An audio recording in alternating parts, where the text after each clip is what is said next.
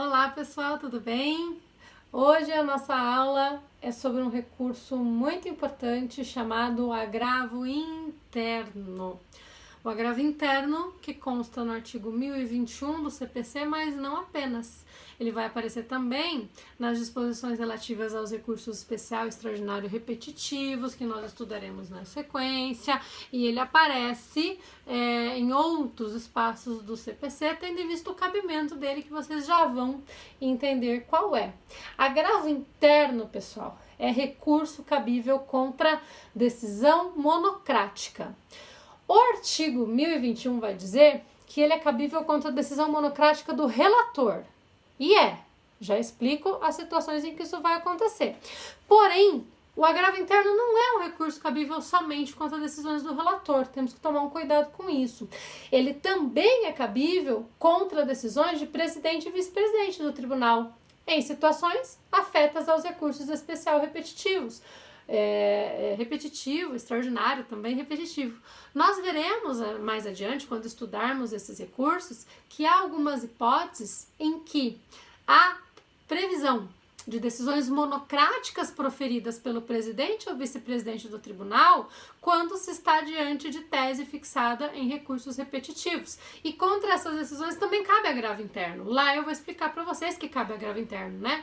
Aí lá eu vou dizer, cabe agravo interno contra essa decisão do presidente ou vice-presidente. Vocês vão me dizer, a professora disse que agravo interno era recurso cabível contra a decisão do relator? Não só, tá?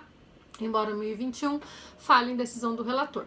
Vocês devem se lembrar que lá no artigo 932, que nós já estudamos, há uma série de previsões para as condutas que um relator pode tomar quando recebe um recurso. Isso vale para apelação, isso vale para agravo de instrumento. Ele vai deferir ou indeferir pedido de tutela provisória, ele vai intimar a parte para se manifestar quando for o caso, ele vai proferir uma série de decisões, dentre as quais está decisões monocráticas para negar provimento ao recurso ou negar seguimento ao recurso manifestamente incabível, quando contrário à tese fixada em repetitivos, por exemplo, quando violar precedente, ou dar provimento monocrático a recursos quando a decisão é contrária a precedentes, né? Vocês devem se lembrar disso e deem, por favor, uma lidinha no 932 para relembrar isso que nós já vimos, né? Todos esses poderes que o relator pode ter no processo. Como nós estudamos na semana passada, o Brasil adotou uma sistemática de precedentes. Lá no artigo 927, que nós já estudamos, nós temos um rol de precedentes considerados vinculantes.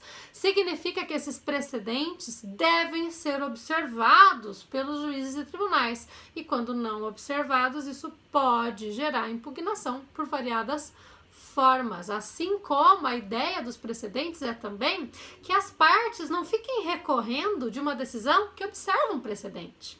Se uma decisão do TJ do Paraná, se uma decisão de primeiro grau observou um precedente do STJ, observou um precedente do STF, a ideia é que a parte se conforme com aquilo. Afinal de contas, a decisão está adequada aos precedentes, a ideia de coerência foi alcançada, nós conseguimos aí fazer com que o precedente fosse aplicado. Ainda assim, há partes que recorrem nessas situações. Então, é possível que mesmo que a decisão, por exemplo, a sentença lá de primeiro grau, esteja ou tenha sido proferida com a aplicação de uma tese fixada num recurso repetitivo, por exemplo, que é precedente vinculante nos termos do 927, ainda assim a parte vem e faz apelação contra essa sentença.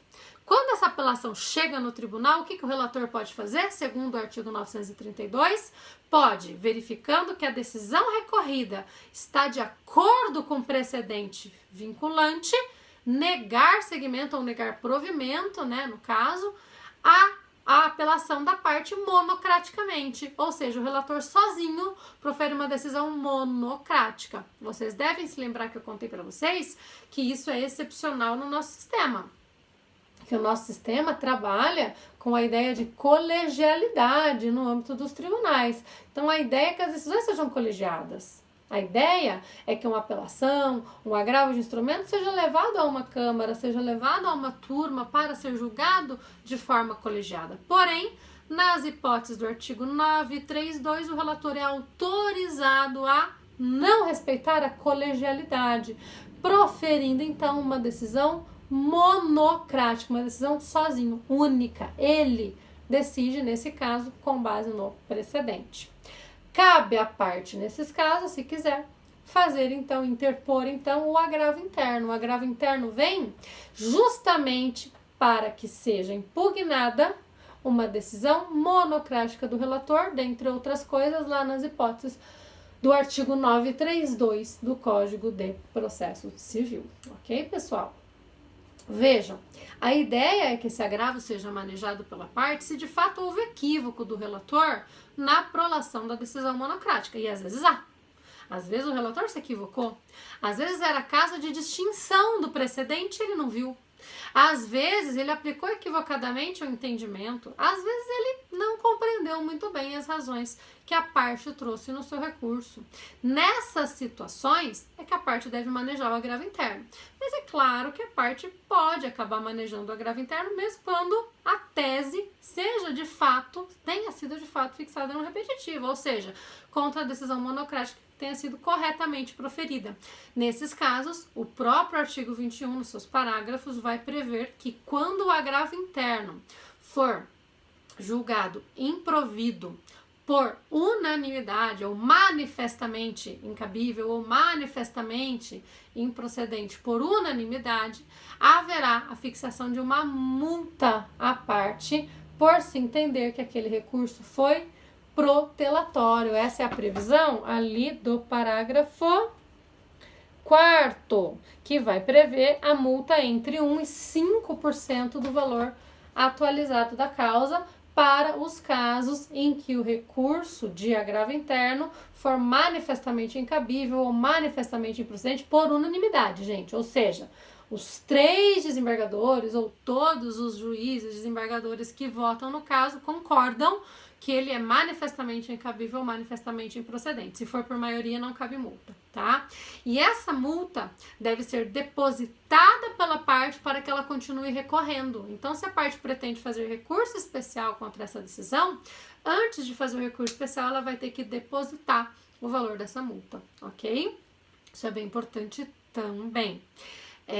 Lembrem-se aqui de uma questão interessante. Quando nós estudamos os embargos de declaração, nós vimos que lá também havia previsão de uma multa. Porém, era uma multa de 2% que a parte não precisava depositar quando fixada.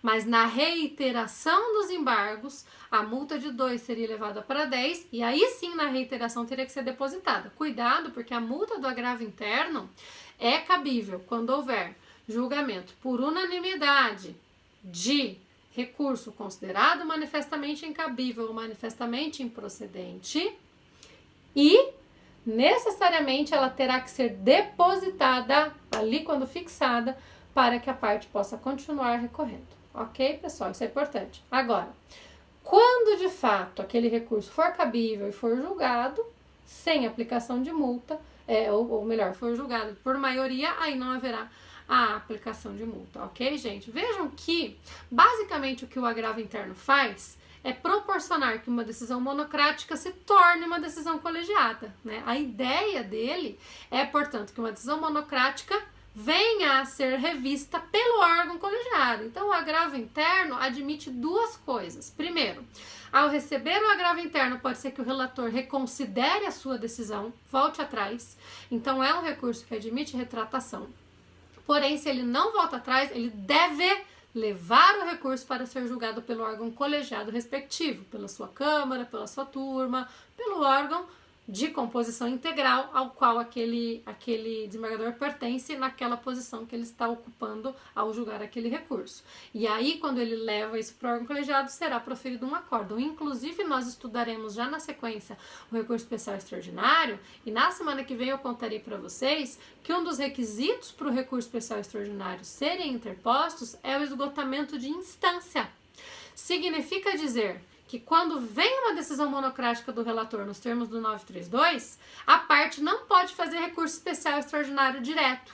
Ela precisa primeiro fazer o agravo interno, para daí obter um acórdão e deste acórdão fazer o recurso especial extraordinário. Então vejam que ele também não deixa de ser uma etapa necessária quando a parte pretender continuar recorrendo claro, sempre naquela ideia de que a parte vai recorrer quando ela de fato tem motivos para se insurgir contra aquela decisão, caso contrário ela pode sofrer a multa fixada ali no parágrafo 4º do artigo 1021, ok?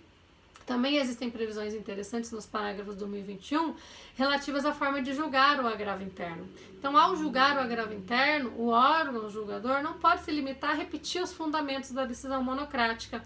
Infelizmente, isso era muito ruim no passado. Acontecia muito e era muito ruim, tá? Então, agora a ideia é que no agravo interno sejam trazidos fundamentos na ideia de dialeticidade que impugnem de fato a decisão monocrática e que esses argumentos sejam considerados também pelo órgão que vai julgar aquele recurso sem repetição daquilo que consta nas decisões monocráticas, ok, gente? É um recurso importante, nós falaremos mais dele, porque ele cabe, como eu disse, contra a decisão de presidente ou vice-presidente também, lá na sistemática dos recursos repetitivos, mas o cabimento mais geral dele, mais comum dele é realmente contra decisões do relator, quando sejam monocráticas e proferidas em especial lá nos termos do artigo 932, ok? Daqui a pouquinho nos encontramos para tirarmos todas as dúvidas que vocês tenham a respeito deste recurso. Um abraço, um beijo, até daqui a pouco.